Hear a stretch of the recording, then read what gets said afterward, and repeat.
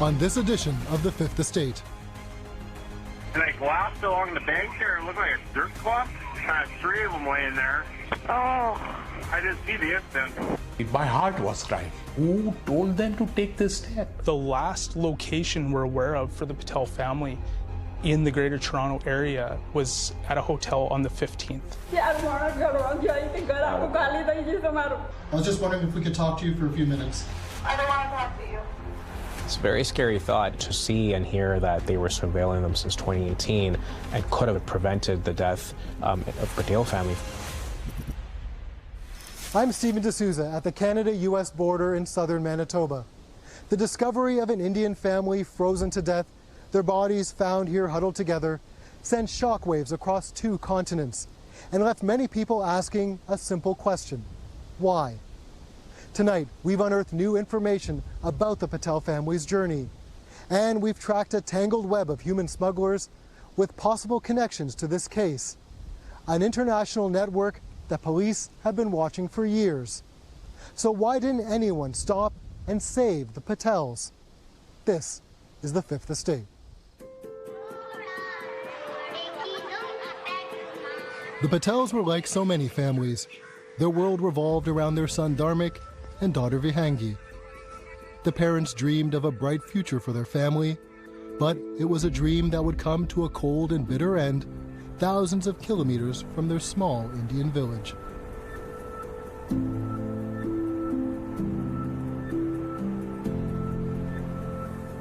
This wide expanse, where 2 U.S. states meet the Manitoba border, can be unforgiving in winter. A severe storm had just swept through the night before. The temperature plunged to -35, and even locals didn't dare venture out. It was awful. There was basically 0 visibility. We did no trips that night. We did 3 during the day, but even the 3 during the day were tough. Emerson Taxi in southern Manitoba runs rail crews back and forth across the Canada-US border. Snowdrifts can build up so rapidly and you wouldn't see them.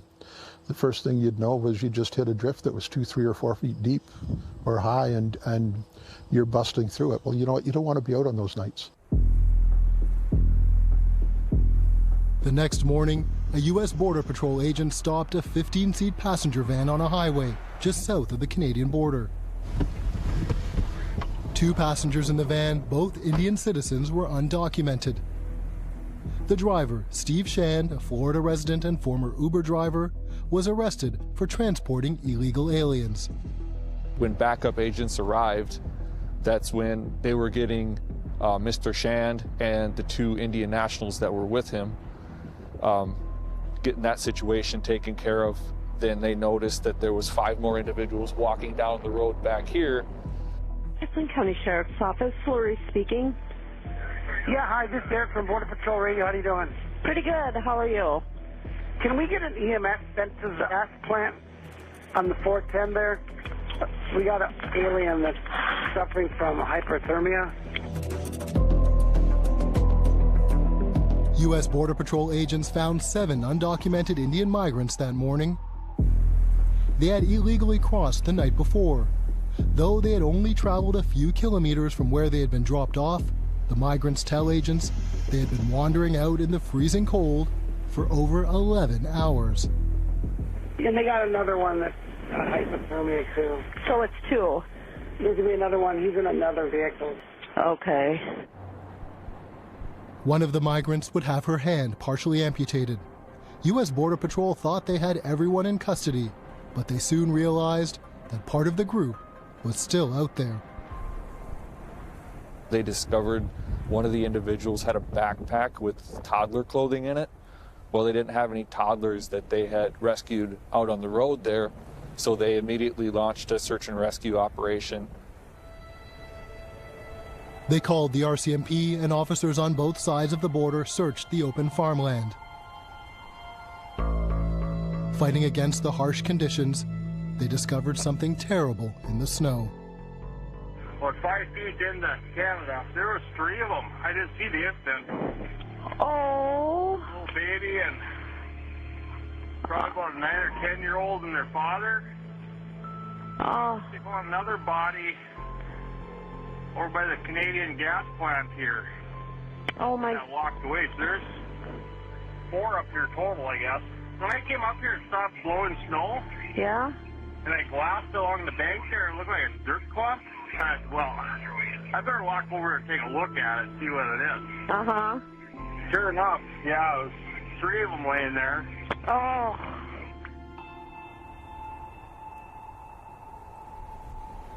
We were, I guess, 7 or 8 officers on scene. So everybody took it pretty hard, pretty tough. We kept searching the area a day later just to make sure there was nobody else. It was really tragic seeing the family. I know that what I am about to share is going to be difficult for many people to hear, but I am here to advise you of the discovery of 4 deceased individuals near the Canada-U.S. border. The news quickly spread through the Indian community in Winnipeg. What was your reaction when you heard that it was a family of 4, including 2 small children? I was shocked. Like, I didn't know how old the children were, but they said the family of 4. At that time, they didn't tell me how old the kids were or how old the family was, husband and wife. At first, there was just this photo of the family, Jagdish and Vaishali Patel, with 11-year-old Vihangi and 3-year-old Dharmik. My heart was crying. To be very honest, my heart was crying. You know, like, what this 4 family, you know, like, can you visualize? The father is frozen to death, or kids are frozen to death? Who? They lost their life in such a tragic situation. So still I feel it, you know, I get a nightmare sometimes.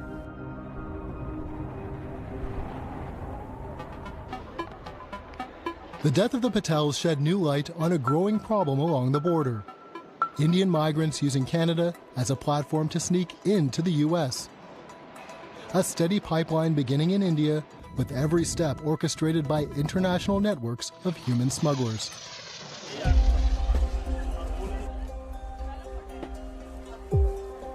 From his time growing up in the Indian community in Brampton, Ontario, to now working with migrants at his firm in California, immigration lawyer Deepak Ahluwalia has heard firsthand the stories of those who've made the journey in search of a better life. Have you spoken with people who've used the crossing at Emerson? Absolutely, I have. Yeah, I've encountered families that have used Emerson. The majority of what I've heard is that they weren't told of how dangerous the journey was during the winter, for example. And that always hits me because I see these individuals and families come with young children, and it just boggles my mind that someone would want to make this dangerous journey knowing that they were clinging on with a 2-year-old or a 3-year-old. I don't think they would have known how long they had to walk through the snow, through the rough winters of Canada, and I don't think any parent in their right mind would have said, I'm going to continue this journey and walk for the number of hours that they did. The RCMP has started an extensive investigation as to how the Patel family made their way to Canada and ultimately to Emerson.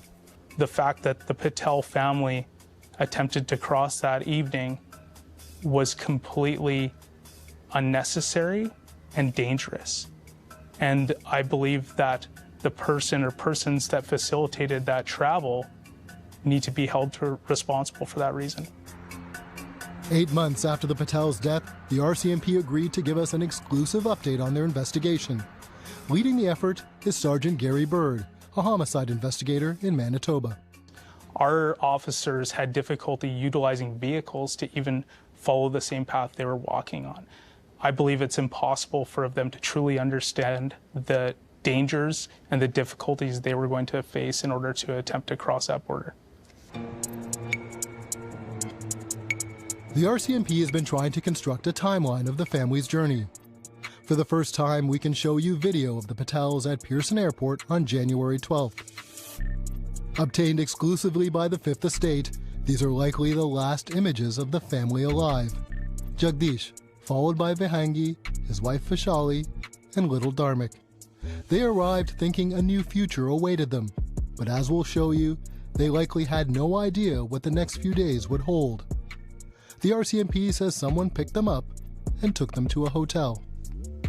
From there, they spent a few days in the Toronto area in a number of places. And that includes a couple of hotels, a private residence, and utilized different forms of transportation during that, which includes a ride-sharing service as well as personal rides from people that they were associated to.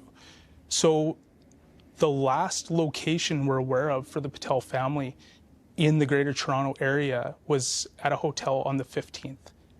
So we're left with a gap between the 15th and ultimately up until their deaths on the 19th when their bodies were found.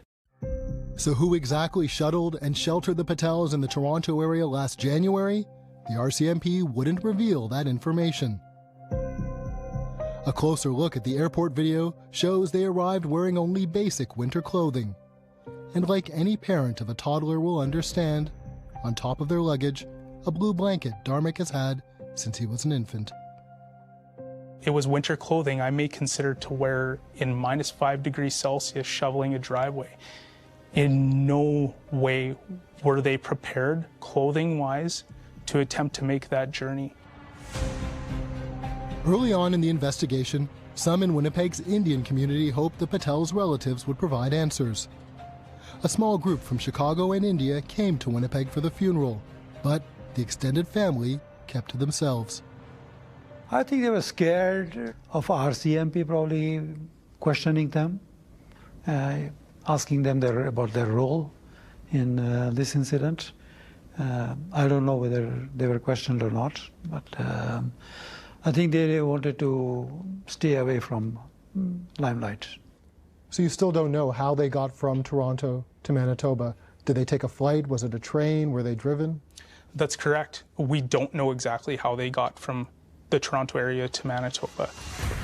It won't be the first time the RCMP hit a roadblock in their investigation.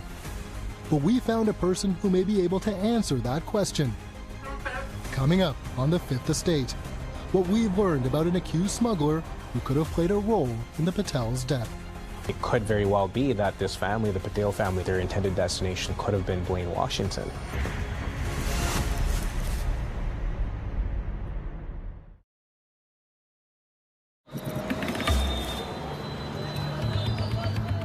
Ahmedabad, a bustling capital city in the northern Indian state of Gujarat. Just over an hour drive north is a small farming village of Dingucha.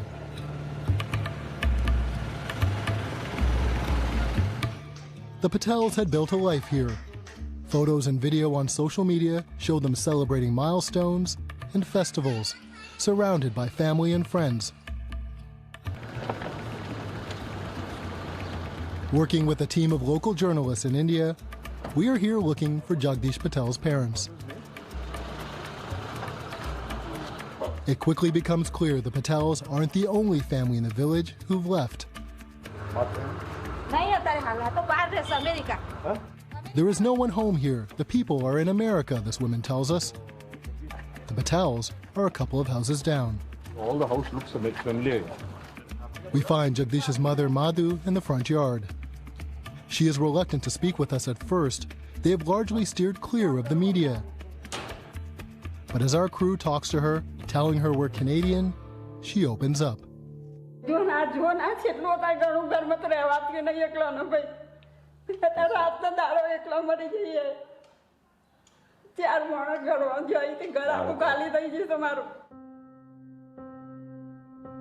कितने समय पसार था हमारा नहीं जा तो बेहू करिए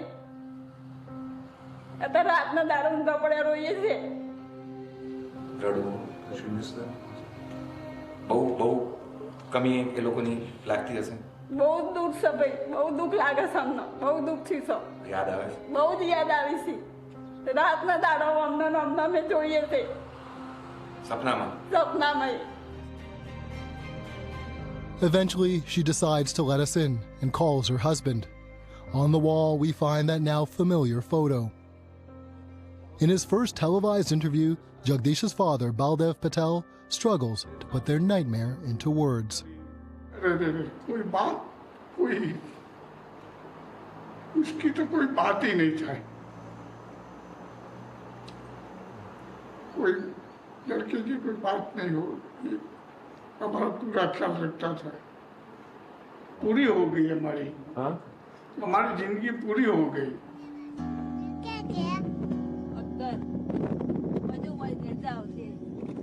बात जमीनें बहुत है कोई तकलीफ नहीं है मेरे को उसको भी नहीं थी Baldev says he did everything he could to provide for his son.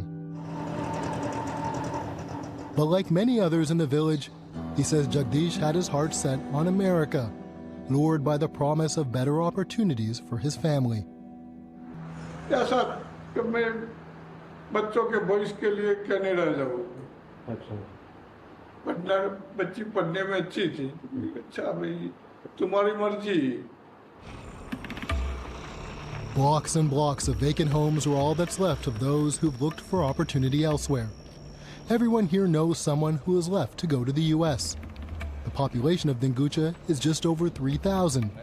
But this local official estimates the number of people who've left from this and neighboring villages is many times more. 10,000% से ज़्यादा बार America यहाँ से पलियड़ है मोकासण डिंगूचा घुमासण सारे गांव से मैं भी जाऊंगा अभी मेरे को भी मिला ना चांस तो मैं भी जाऊंगा The more people leave, the more pressure builds on others to follow. There is the promise of higher pay and status, but for most, the strongest pull is the belief that they will be giving their children more opportunities to succeed.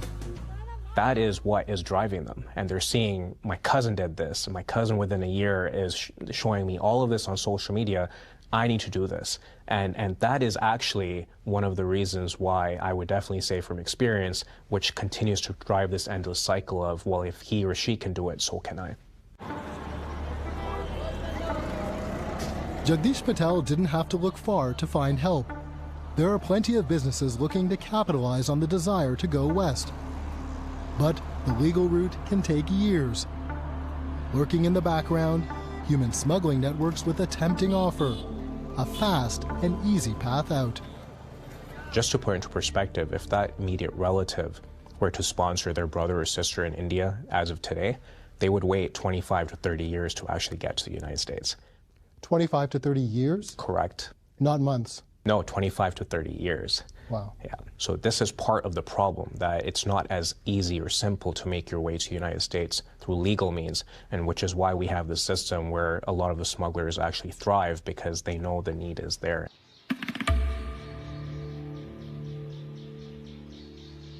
का था तो सब मेरे को तो कुछ ये क्या करता है क्या नहीं करता है जो कमाता हो उसके पास रहता था. His father says he was in the dark, so we tried Jagdish's brother Mahendra to see what he knew of the family's plans. He agreed to meet, but declined to appear on camera. Mahendra told us the family knew Jagdish was going to Canada, but not that they'd attempt to cross into the U.S.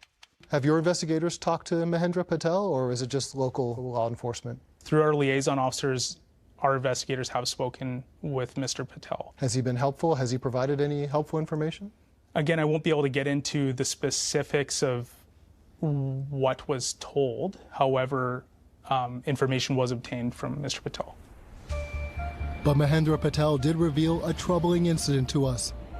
He says he was given an emergency visa to attend the family funeral in Canada, but was immediately detained when he landed in Calgary. He says Canadian officials were worried he tried to stay or sneak into the U.S. Handcuffed and separated from his wife for more than 10 hours, he was put back on a plane to India. He never did get to say a final goodbye to his brother at the funeral. बहू को जाने दिया, भाई को नहीं जाने दिया. तो उसका देश है, उसकी मर्जी, नहीं जाने देना. आप क्या कर सकते हैं? हम कुछ नहीं कर सकते. Can you tell us why he was turned back? No, I cannot. Unfortunately, the Canada Border Service Agency would have to speak to that. We asked the Canada Border Services Agency for an interview about the Patel case. They declined our request, citing privacy concerns. Among the questions we had, did the Patels use forged documents to travel to Canada? Does it appear that they did travel legally, though, from India, that they had legal visas to travel to Canada? That's best left to the Canada Border Service Agency to speak to. However, what I can say is that that's a complex issue. In the weeks and months after the Patels died, the focus on human smuggling operations in India intensified. Gujarati police appeared to be cracking down. Our colleague sat down with the state's top cop who insisted smuggling incidents are down. People are becoming more aware, and total probability it is coming down because of the crackdown. Is it hard for the police to shut these syndicates down completely? Is it difficult? No, it is not difficult.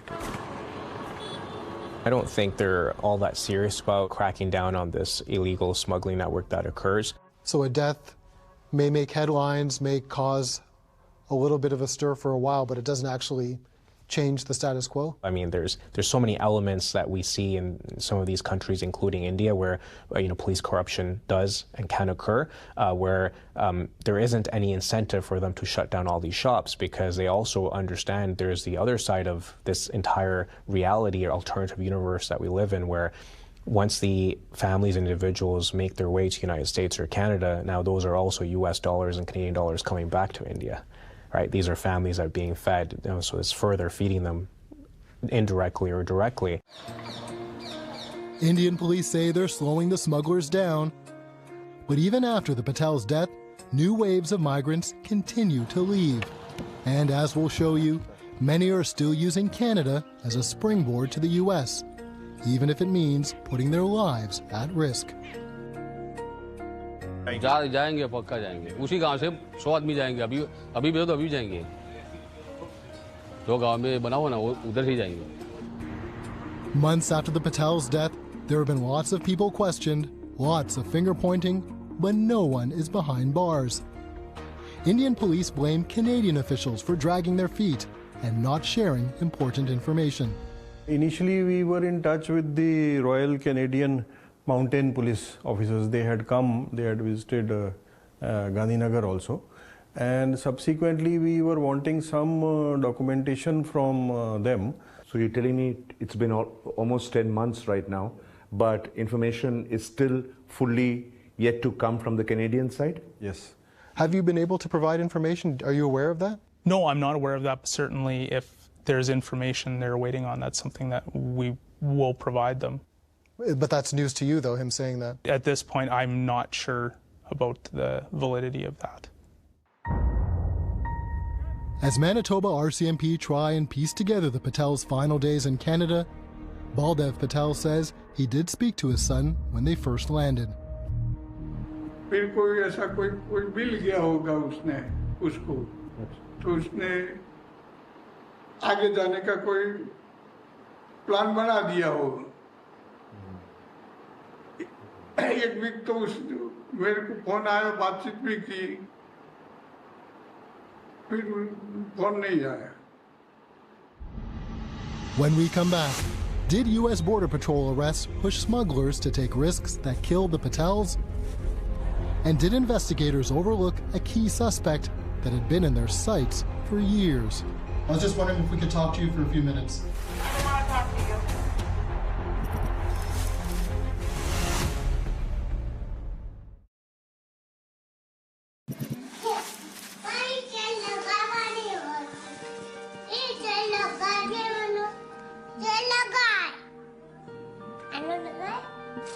The death of the Patel family should have stood as a warning, a nightmare no parent would want for their own children.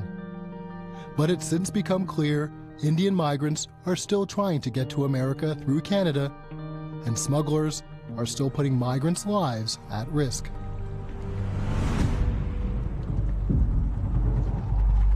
Just over 3 months after the Patel's death in Manitoba, another border crossing and another risky journey. This time, it was 6 young men from Gujarat, the same Indian state as the Patels. They boarded a smuggler's boat from this dock on the frigid St. Lawrence River in Cornwall, Ontario, hoping to cross undetected into upstate New York. So this area is kind of conducive to smuggling simply because of the fact that all you have to do is cross the river on a boat. Geographically, it can be a challenge for us because there is water involved and there's land border involved. This is a notorious smuggling route, and police were watching. They had a report that a vessel carrying several individuals was headed southbound across the St. Lawrence River. The Fifth Estate obtained this video showing police intercepting the attempted smuggling. The boat had taken on water and sunk. During the rescue, they found none of the men had life jackets and none could swim. A lot of times the smugglers don't take people's safety into account. Their concern is to make money and bring as many people across as they can to make that money. The boat's driver and the 6 migrants were arrested for attempting to cross illegally. Tell us what we're going to see. So we're going to head out to the border. I'm going to show you some of the area that we've had activity. Smugglers were active on the west coast too, so we came to a key spot to see how aggressive enforcement here set off a chain of events that could have impacted the Patel's journey. So when you're thinking about the northern border, this is definitely one of the top areas. We're the second busiest as far as illegal activity on the northern border, Blaine sector. Chief Patrol Agent David B. Miller is responsible for guarding a 143-kilometer stretch along the northern U.S. border in Washington state, a corridor also notorious for human smuggling. Do you often find families trying to cross the border? Yeah, families, single mothers with children, single fathers with children, husband and wives, and they're put in that situation by the smugglers, and they're lied to and they're betrayed, and they pay a lot of money to find themselves in a situation they never would have put their kids at risk in a normal situation. Using social media, B. Miller and his team blast out their success, showing off the hard line they take with migrants at the border. Posting mugshots, even drone video showing them taking migrants into custody. He says Indian nationals are one of the main groups swept up, but their net catches smugglers too. We recently, working with our federal partners, were able to successfully indict an Indian national human smuggling organization that was responsible for the entire process of recruiting from India, transporting the individuals to Canada, and then smuggling them into the United States. U.S. Homeland Security investigators in Washington state had been watching this Indian smuggler move migrants over the Canadian border for 4 years. According to the U.S. federal complaint, once the migrants were smuggled over from Canada, they were picked up by an Uber driver. The first stop was often the Seattle airport. To help avoid suspicion, the migrants would then take a second Uber ride. From the airport, they would go to safe houses around the greater Seattle area. Authorities were watching, capturing images of people coming and going at all hours. Migrants were then flown or driven across the U.S. to their final destination, often the Chicago area. The smuggler allegedly booked rides using Uber gift cards, charging migrants as much as $11,500 just for the shuttle service. So who paid for all of those ride shares? Turns out it was someone here in this middle-class community south of Sacramento. The man police believe was pulling the strings, Rajinder Pal Singh. He has a long criminal history, including bank fraud. And as it turns out, he has some experience smuggling migrants across the border because he smuggled himself into the U.S. through Canada. The feds just made an arrest in a human trafficking operation they say was using Uber. U.S. investigators moved in and arrested Rajinder Pal Singh in May. A few weeks earlier, they watched him buying Uber gift cards at a store near his home in California. Singh was already well known to authorities. He'd been convicted of creating fake bank accounts, possessing illegal IDs, and forging documents. In 2004, he was deported back to India, but he quickly returned, traveling first to Canada, then using smugglers to sneak back into the U.S. Singh knew how to get people across the border, and in January, at the same time the Patels were being moved through Canada, he was recorded making comments that could shed light on what happened to the Patels. Singh is heard saying, "I keep telling them that we need a person to house these people and to drop them off in Canada. Once they come on this side in the US, then there are so many locations where we can hide them until we find an Uber. After that, the entire effing game is in our hands. It's totally safe." But it's what Singh says in another conversation that could provide a lead in the Patel case. Allegedly referring to a recent U.S. Border Patrol arrest in Washington state, Singh says, "They know from where these people are effing coming, 100%. So now if we want to do this work, then we have to do it from Winnipeg. I spoke to Blank in Toronto. He has 2 drivers who can pick people up from that side." He's talking about Blaine, Washington being a hotspot, talking about moving people through Winnipeg in January at the same time the Patels are being moved through Canada. Is that just a coincidence?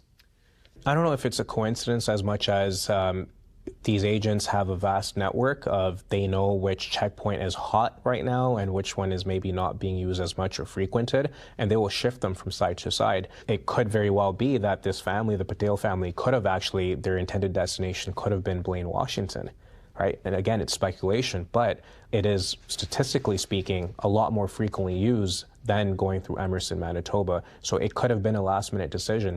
Because of the successful efforts you've had in this area, you've made it so difficult that smugglers, it seems, have tried to go to other parts of the country. What do you make of that? Well, when we have success, we definitely have deterrence and displacement of that activity, different areas, even within our own immediate area here. Was Singh involved in moving the Patels? Does he know who left them at the border? Questions we've learned the RCMP are only now starting to ask. We tried to talk to Singh, but as he sits in jail awaiting trial, his lawyer says he's not talking. And on page 17, they reference the 2010 Nissan Armada, which was registered to someone to a Daljit Kaur in Elk Grove. But we still had one more lead on Rajinder Pal Singh. Also in the complaint, numerous references to his longtime partner, Daljit Kaur. So we went to Rajinder Singh's home in Elk Grove, California, to see if she would talk to us. Hi, Daljit? Hi, is this Daljit? Yeah.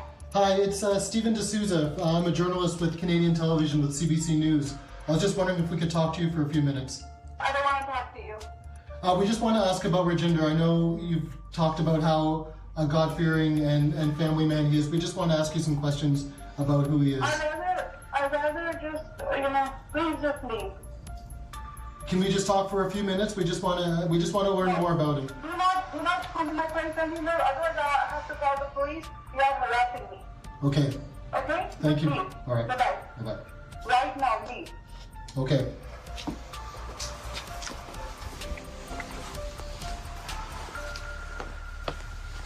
Clearly, she doesn't want to tell us very much. She hasn't been charged herself, but her name is across a lot of the legal documents, so she definitely has some information, but it's just not information we're going to get from her today. The case raises a lot of questions for investigators on both sides of the border. In the 4 years U.S. investigators were watching him, how many migrants did they see cross? Was the RCMP in the loop? Could the Patels have been saved? Should they have arrested him sooner? Perhaps what it was is they were trying to find whether they could figure out who was at the top of all of this. And I suspect that's what it was, because they had enough to get Rajinder even in 2018, to be quite frank. I think what this was they were trying to see whether or not they could find the entire operation or who was at the head of the operation. And reading the entire complaint, I would still say that we didn't find that person or those persons. When we come back, when did the RCMP learn about Rajinder Pal Singh? And did authorities wait too long to arrest him? Could the Patel's journey have been stopped? Yeah, that's a fair question to ask.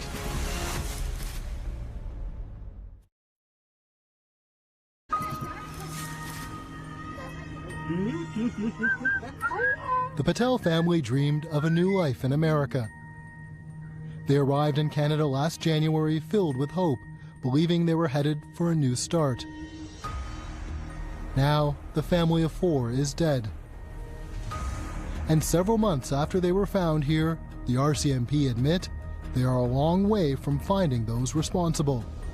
Police haven't been able to get answers from those who met the Patels in their first days in Canada. Even those who last saw the Patels are proving a challenge. How frustrating is it for you that we are at this point that we are so many months later? Yeah, and this investigation is difficult. It spans countries, right? It spans an ocean. Frustrating is definitely a way to put this. There are people that know about their intended travel, where they were going, and who helped facilitated that. And we need their help. There were 7 other migrants that cold winter night, witnesses with first-hand knowledge. But U.S. authorities let them go before the RCMP could sit down with them. And now Canadian investigators can't even find the 7. Have you spoken with them? We have made attempts to speak with those persons. Now, I can say that we have spoke with some. Have we spoken to all 7? No, we have not. They have proven to be difficult to locate. We are looking to speak with them. They obviously have the information that we're hoping to get. Because these are the people who last saw the Patels alive. I'm sure you'd want to be in a room with them, asking them specific questions. You are 100% correct. We want to speak to literally everyone they had contact with, especially those immediately before their deaths. So why hasn't it happened yet? This is a difficult investigation with a lot of difficult circumstances. Persons that are smuggled into another country, unfortunately, have a lot of reasons that they may be concerned to speak and be candid with law enforcement, which could include fear of being deported, fear for their own personal safety. And what about Rajinder Pal Singh? U.S. investigators have more than 25,000 pages of evidence alleging he was part of a complex smuggling operation. Even though he was under surveillance since 2018 and in jail since May, Manitoba RCMP are only now digging into him. Would you like to sit across from him and ask him those questions? Again, with our partners in the United States, we have a strong working relationship through the greater RCMP being the Federal Policing Services with Homeland Security, with U.S. Border Patrol. So rest assured that we are getting the information we need for our investigation. U.S. Border Patrol insists they keep their RCMP colleagues in BC in the loop. Working with our RCMP partners, the information sharing of both the intelligence as well as the activity that we see is critical for us targeting the criminal activity. It's very, very beneficial to have the close ties we do with RCMP. So if, for example, you knew of something that was going to happen, you would try to inform the Canadians or likewise to stop it as soon as possible? Yep. That's always the goal. It is absolutely the goal. In the Singh case, BC RCMP tell the Fifth Estate they knew Singh was allegedly moving Indian migrants over the Canadian border.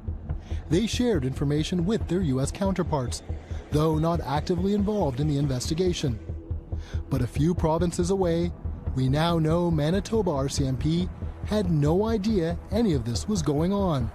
They were months into the Patel investigation before they finally learned about Rajinder Pal Singh. Investigators were tracking this investigation for 4 years in the U.S., and in January he's talking about moving people through Manitoba. So wouldn't you have been alerted at that time that that was taking place? So no, not necessarily. So in this case, we're talking about an investigation that occurred in another country. For the reasons you're speaking of, we obviously have interest to determine if there's any linkage at all to the Patel family. The obvious question is, could the Patel's journey have been stopped? Yeah, that's a fair question to ask. Now, again, what I'd say is I'm not aware of the full scope of that investigation, and I can't comment on how that investigation took place. That's ultimately up to Homeland Security in the United States to speak to. However, that's a fair question. It's an agonizing what if. what could have happened if Singh had been arrested sooner. It's a very scary thought to see and hear that they were surveilling them since 2018 and could have moved, could have prevented the death for the Patel family, for example, is quite striking to me, because on one end they were doing their legal investigation and they were trying to just get enough, but at what point did we want to stop and kind of just call it in and realize that there were lives at stake? For now, Singh remains in jail. His trial is scheduled for next year. U.S. Department of Homeland Security investigators and U.S. prosecutors declined to comment on their case. There's only been one arrest with any connection to this case, but even that hasn't provided a breakthrough. Steve Shand was driving the van with 2 undocumented migrants near where the family was found. He's out on bail at home in Florida awaiting trial. His lawyer declined our request for an interview. In Gujarat, the smuggling industry continues to sell the idea of an easy path to a dream life in America, hiding the ugly reality and risks families must take. All Baldev Patel can do is watch them go. किसी का कोई बात सुनने वाला नहीं है, तब जाएगा, यानी किस प्रकार से जाएंगे? ये रोक कर सकते हैं, ये बच्चों को मत जाओ और घर पे रह जाओ, कह सकते हैं? जाने को लोग बोलता है, तो लोग जाए, कोई ना नहीं बोलता है, हम जैसा ना बोले तो कोई हमारी बात नहीं सुनेगा. In Manitoba, a province caught up in the web of international human smuggling, the community rightly fears that tragedy will visit them again soon. There is a way to come to Canada, come legally, but they want to use Canada for a gateway point to US. No. So Canadian government has to step up. Investigation body has to step up. As a Canadian citizen, we have to step up. The Patels died just meters away from the US border, victims of smugglers who took advantage of their hope for a better life. The search for answers in their case, like the dreams they had for their children, remain just out of reach. Whether you have children or you don't, it's just knowing that a child unwillingly or unknowingly made that journey and didn't know better, him or herself, that was caught in the middle of this. When you talk to a lot of these families, they bring it back to a child. Well, we did this because for the child. And, you know, in this situation, the child is no more.